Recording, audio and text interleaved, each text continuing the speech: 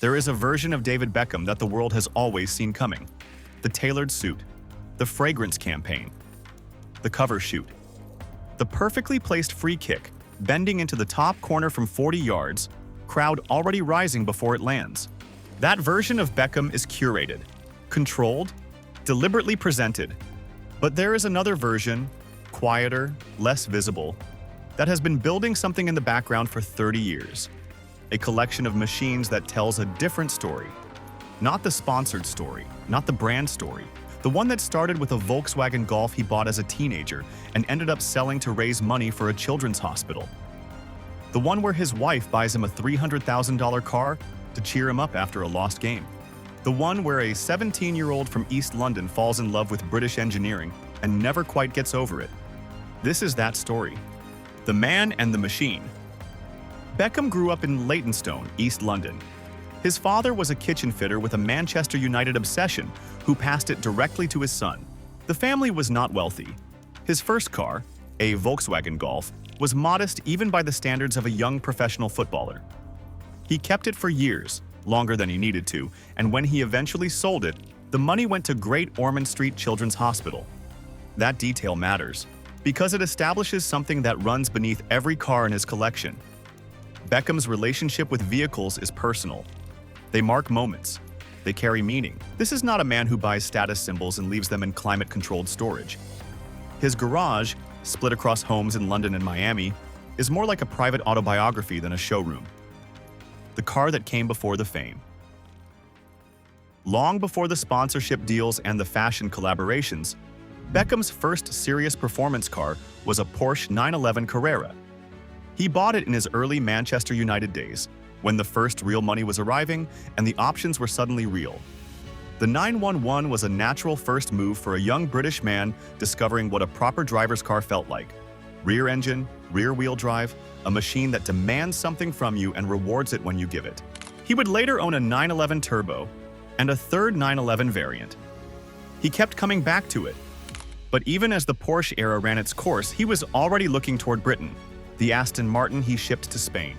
In 2003, Beckham made one of the most significant purchases of his automotive life. A 1988 Aston Martin VOF 8 Vantage X-Pack Volante, one of only 78 ever produced. Often described as Britain's first true supercar, a hand-built convertible grand tourer with a 5.3-liter V8 under the bonnet, producing 428 horsepower through an era when most performance cars were still finding their feet. Deep red exterior, beige leather interior. The kind of object that Aston Martin's craftsmen at Newport Pagnell spent weeks building by hand. When Beckham left Manchester United for Real Madrid that same year, one of the most high-profile transfers in the history of football, he didn't sell the Aston Martin. He had it shipped to Spain. A car worth less than some of his other possessions, moved thousands of miles at considerable cost, because letting it go wasn't an option. That is what a car means when you buy it for the right reasons.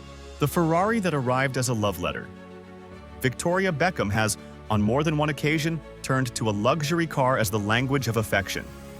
The first time was early in their relationship. The Ferrari 550 Maranello, a 5.5-liter Fi 12 Grand Tourer, silver, with a long bonnet and an exhaust note that Ferrari themselves described as the voice of the marque, was reportedly Victoria's engagement gift to David. In 1998, the pair were photographed on Bond Street in London, dressed head to toe in Ralph Lauren, arriving together in that car.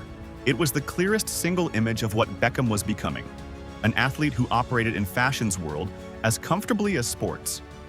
The Ferrari was not incidental to that image. It was part of it. The 550 Maranello brought the front-engine V12 layout back to Ferrari after decades of mid-engine dominance. A deliberate return to classical proportion, long and powerful and uncompromising. For Beckham, it remains one of the most emotionally significant cars he has ever owned. The $300,000 consolation prize. In 2010, LA Galaxy lost a match. The details of the game have been largely forgotten. What nobody forgot was what happened the morning after. Victoria Beckham arrived with the keys to a 2010 Bentley Continental GT Supersports. She had reportedly paid over $300,000 for it, more than the retail price, to cheer him up. The Continental GT Supersports was, at the time, the fastest production Bentley ever built.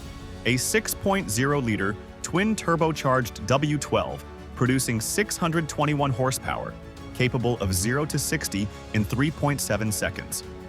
A machine that looks like a Bentley, vast, imposing, unmistakably British, but moves like something considerably more dangerous. The gesture behind it is almost more interesting than the car. It suggests a household where a $300,000 automobile is a reasonable response to a bad Tuesday. Beckham later became a first-ever buyer of the Bentley Mulsanne, Bentley's flagship, the one he doesn't drive himself, preferring to be chauffeur-driven in it. The Mulsanne is the car for when arriving matters as much as the destination. It has a 6.75-liter V8, 505 horsepower, and a ride quality that Bentley engineers apparently spent 5 years perfecting. Beckham has 2 Bentleys in his collection.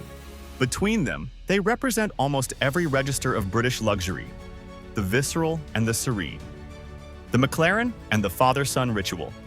After retirement from football in 2013, Beckham bought a McLaren MP 412C Spider, carbon fiber monocoque, 625 horsepower, a machine built from Formula One technology transferred to road use.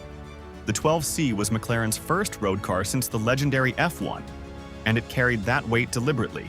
He has since upgraded to the McLaren 720S, finished in custom silver, with 710 horsepower and a twin-turbocharged V8 that pulls to 212 miles per hour. The 720S replaced the 12C in McLaren's range and in Beckham's garage. But what makes the McLaren significant in his collection is not the specification. Paparazzi have photographed him repeatedly in the black 12C, and now the 720S with his son Brooklyn in the passenger seat. 2 generations, father and son, threading through Los Angeles together in a British supercar. His son Brooklyn now owns a McLaren P1. The brand passed down like a language. The car a manufacturer built for him. Most people buy their cars. A smaller number are invited to configure them.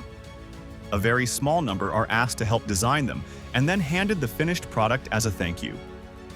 Beckham collaborated with Maserati on the design of their MC20, an Italian mid-engine supercar built around a 3.0-liter twin-turbocharged V6, producing 621 horsepower, capable of 0 to 60 in 2.8 seconds.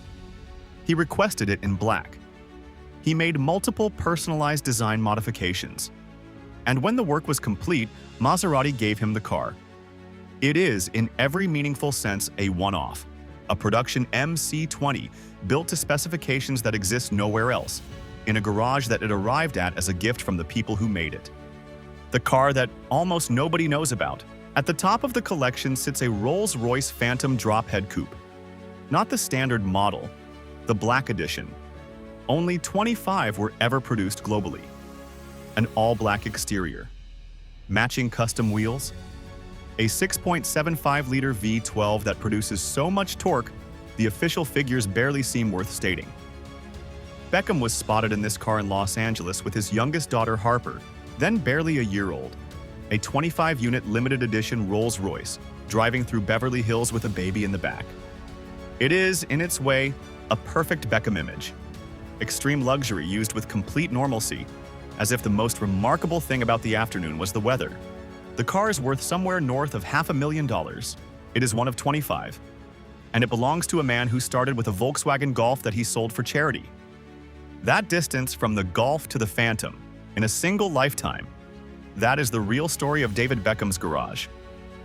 And let us know in the comments which car surprised you most. And subscribe to Drive Directive. There are a lot more garages like this one waiting to be opened.